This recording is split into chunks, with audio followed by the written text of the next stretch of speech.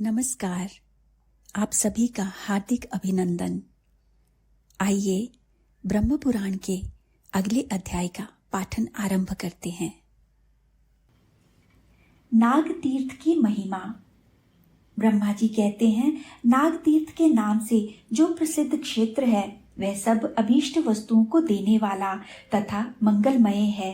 वहां भगवान नागेश्वर निवास करते हैं। उनके महात्म्य की विस्तृत कथा भी सुनो। प्रतिष्ठानपुर में चंद्रवंशी राजा शूरसेन राज्य करते थे। वे समस्त गुणों के सागर और बुद्धिमान थे। उन्होंने अपनी पत्नी के साथ पुत्र उत्पन्न होने के लिए बड़े बड़े यत्न किए। दीर्घ काल के पश्चात उन्हें एक पुत्र हुआ, किंतु वह भयानक आकार वाला सर्प था। राजा ने उस पुत्र को बहुत छिपाकर रखा। किसी को इस बात का पता न लगा कि राजा का पुत्र सर्प है। अंतपुर अथवा बाहर का मनुष्य भी इस भेद से परिचित न हो सका। माता पिता के सिवा धाये, अमात्य और पुरोहित भी यह बात नहीं जानते थे। उस भयंकर सर्प को देखकर पत्नी सहित राजा को प्रतिदिन बड़ा संताप होता था। वे सोचते, सर्प रूप पुत्र की अपेक्षा तो पुत्रहीन रहना ही अच्छा है। वह था तो बहुत बड़ा सर्प, किंतु बातें मनुष्य की सी करता था।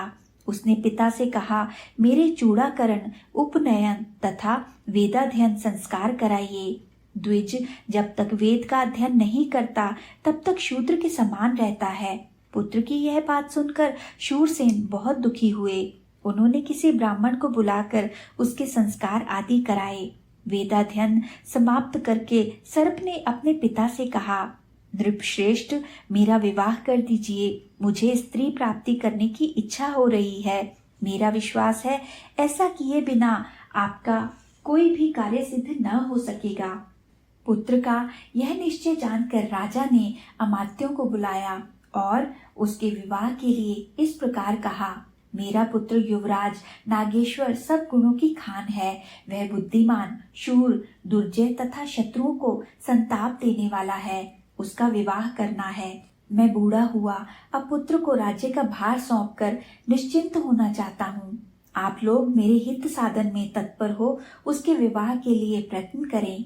राजा की बात सुनकर अमात्यगण हाथ जोड़कर बोले, महाराज, आपके पुत्र सब गुणों में श्रेष्ठ हैं और आप भी सर्वत्र विख्यात हैं। फिर आपके पुत्र का विवाह करने के लिए क्या मंत्रणा करनी है और किस बात की चिंता। अमात्यों के यूं कहने पर नृपश्रेष्ठ शूरसेन कुछ गंभीर हो गए।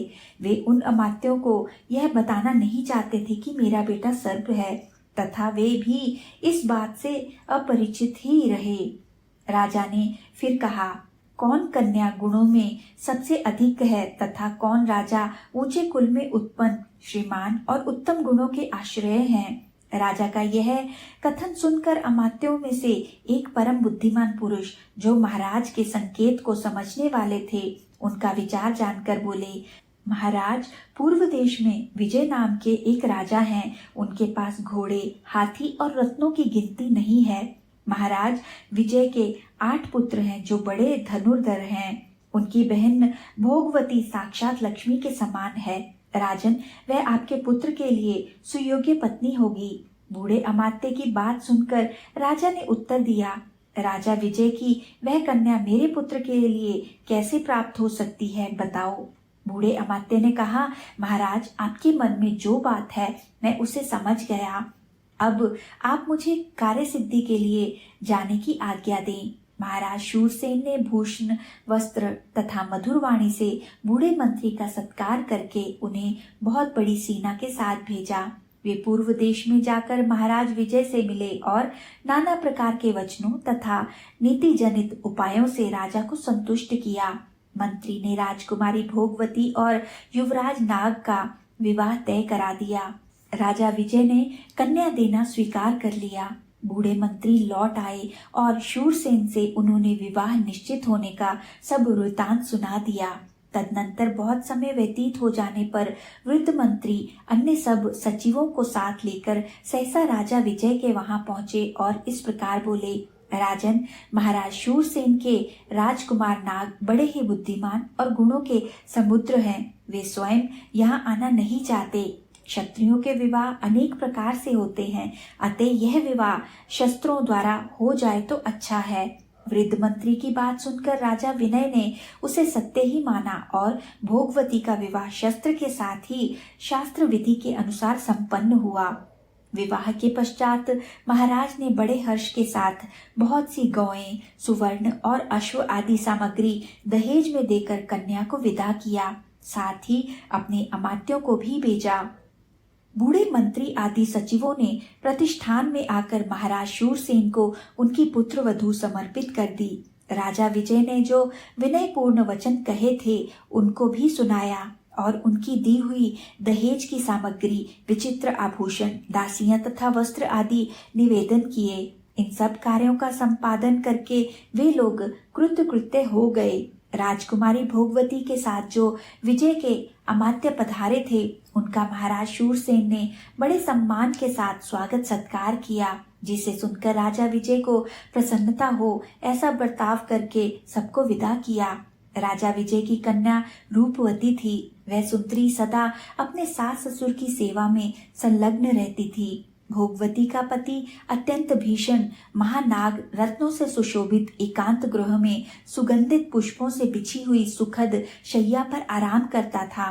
उसने अपने माता पिता से बार बार कहा, मेरी पत्नी राजकुमारी मेरे समीप क्यों नहीं आती? पुत्र की यह बात सुनकर उसकी माता ने धाय से कहा, तुम भोगवती से जाकर कहो तुम्हारा पति एक सर्प है, देखो इस पर क्या कहती है।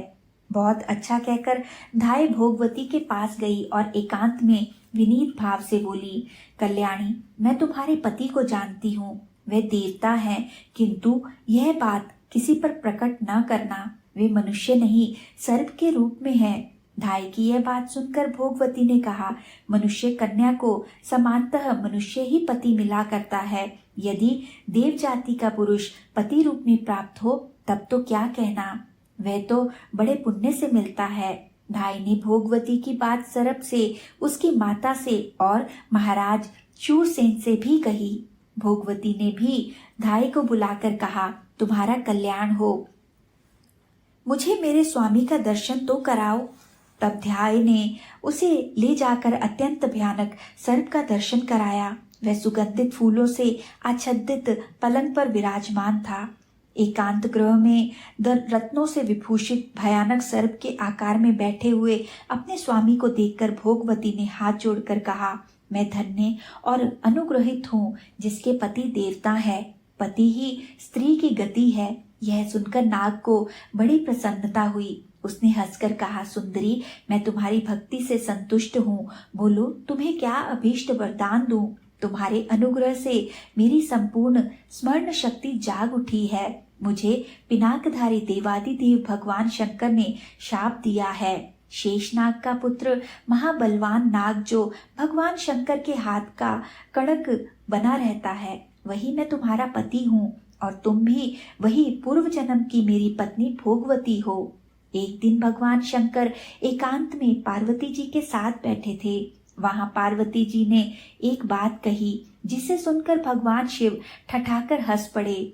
उस समय मुझे भी हंसी आ गई।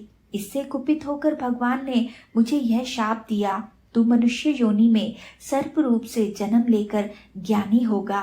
कल्याणी, यह शाप सुनकर तुमने और मैंने भी भगवान को प्रसन्न करने की चेष्टा की। तब उन्होंने कहा, जब तुम गौतमी के तट पर मेरा पूजन करोगे और मैं तुम्हारे अंतकरण में ज्ञान का आधान करूंगा, उस समय तुम भोगवती के प्रसाद से शाप मुक्त हो जाओगे। इसलिए मुझ पर यह संकट आया है। तुम मुझे गौतमी के तट पर ले चलो और मेरे साथ ही भगवान की पूजा करो। इससे मेरा शाप छूट जाएगा और हम दोनों पुनः भगवान शिव का सानिध्य प्राप्त करेंगे। कष्ट में पड़े हुए समस्त प्राणियों के लिए सदा भगवान शिव ही परम गति है।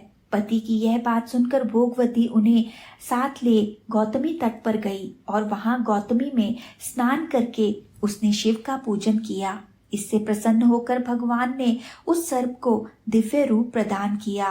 तब वह अपने माता पिता से पूछकर शिवलोक में जाने को उद्यत हुआ। यह जानकर पिता ने कहा, बेटा तुम एक ही मेरे पुत्र और युवराज हो, इसलिए इस समस्त राज्य का पालन करो और बहुत से पुत्र उत्पन्न करके मेरे स्वर्ग गमन के पश्चात शिवलोक में जाओ। पिता का यह कथन सुनकर नागराज ने कहा, अच्छा ऐसा ही करूंगा। फिर वे इच्छानुसार रूप धारण करके अपनी पत्नी के साथ रहने लगे। पिता, माता और पुत्रों के साथ उन्होंने उस विशाल राज्य का उपभोग किया और जब पिता स्वर्गलोक में चले गए तब अपने पुत्रों को राज्य पर बिठाकर वे पत्नी और अमात्य आदि के साथ शिवपुर में गए। तब से वह तीर्थ नाग तीर्थ के नाम से विख्यात हुआ। वहां भोगवती के द्वारा स्थापित भगवान नागेश्वर निवास करते हैं। उस तीर्थ में किया हुआ स्नान और दान सब तीर्थों का फल देने वाला है। आज के पाठन को यहीं विराम देते हैं और आगे के पाठन के लिए हमारे साथ फिर से जुड़िएगा। आइए साथ मिलकर ब्रह्मा जी के इस पवित्र मंत्र से आज का समापन करते हैं। ओम ब्रह्मणे नमः। ओम ब्रह्मणे नमः। ओम ब्रह्मणे नमः। ओम ब्रह्मणे नमः। ओम ब्रह्मणे नमः। ओम ब्रह्मणे नमः। ओम ब्रह्मणे नमः। धन्यवाद।